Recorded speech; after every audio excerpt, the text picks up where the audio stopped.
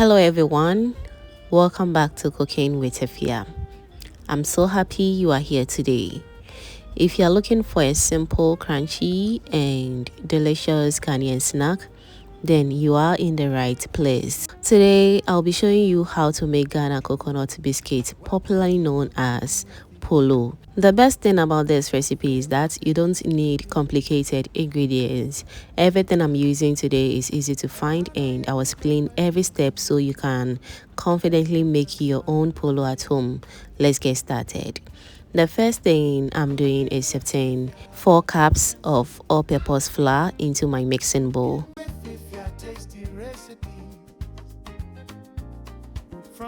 Sifting might seem like a small step, but it makes a big difference. It removes any lumps from the flour, and so you don't have to omit it, okay? Now I'm adding my grated coconut, and that's one of the main ingredients in this recipe. So after the coconut flour, I added sugar, baking powder, and a little bit of salt. Next is some margarine or butter. For the coconut, I'm using 2 cups of coconut or grated coconut and half cup of sugar, 1 tablespoon of baking powder, a pinch of salt, and the butter too was about 2 to 3 tablespoons of butter. You can as well omit it if you don't have, but trust me, when you add butter to your polo, it tastes absolutely amazing. Alright, now I'll start mixing everything together very nicely. At first, the mixture looks dry and crumbly, but that's completely normal. Keep mixing patiently so every ingredient is evenly distributed.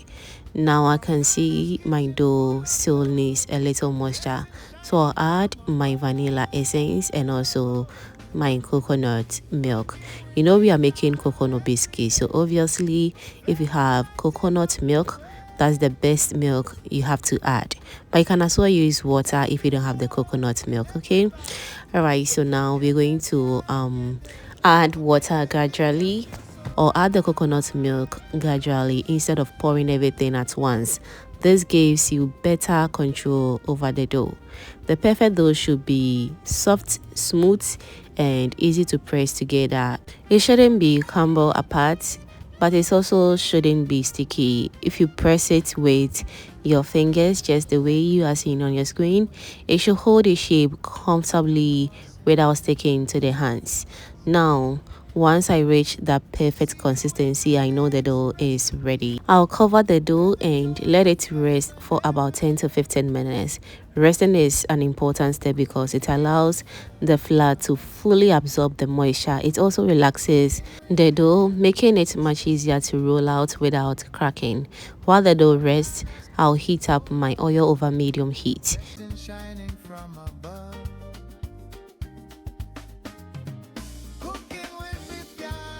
Now that the dough has rested beautifully, I will lightly dust my working surface with flour.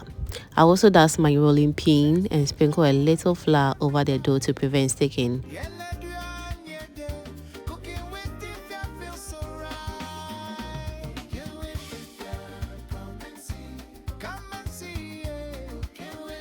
Now I will gently roll the dough. Also make sure not to roll it too thin, because very thin biscuits can become too hard after frying. At the same time, don't leave it too thick because thick biscuits may not cook evenly. So a medium thickness works perfectly. Once I'm satisfied with the thickness, I'll use a knife to cut straight lines across the dough, and then I'll also cut across the opposite direction to create neat squares or rectangles. You can also cut diamonds if that's your preferred styles. Try to keep all the pieces roughly the same size so they fry evenly.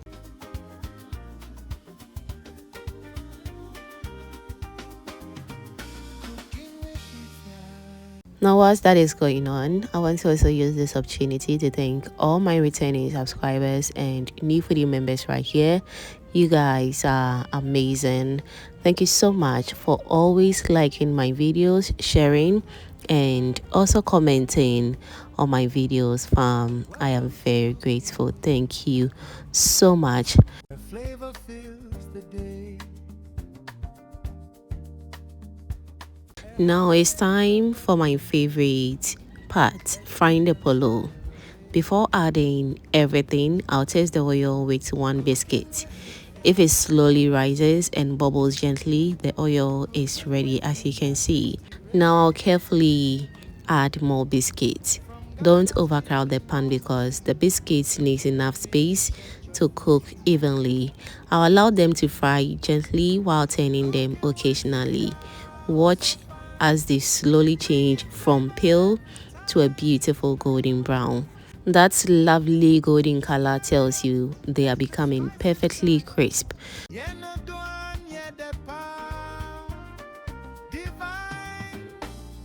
Alright, so whilst that is going on, don't forget as well to give this video a thumbs up if you haven't done that yet.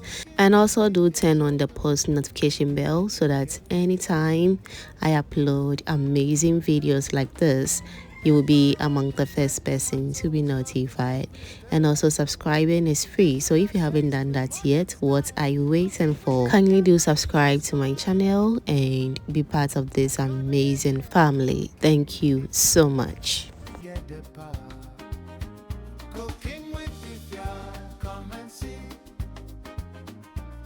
Alright, so we have been frying the polo for about 3 to 4 minutes now, and as you can see, they are looking absolutely perfect. So once they are ready, I remove the polo from the oil and also place them on paper towels to drain any excess oil. I'll continue frying the remaining batches the same way until every biscuit is beautifully cooked. Take a look at this gorgeous homemade polo biscuits. In fact, they are looking absolutely perfect.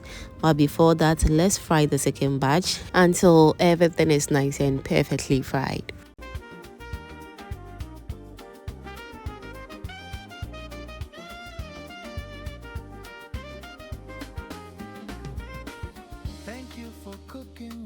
Alright, so our second batch is also ready. As you can see, everything looks absolutely perfect. The color is giving whatever it's supposed to give. In fact, it's looking absolutely crispy. That's exactly the texture we are looking for. Crispy on the outside with a rich coconut bite inside.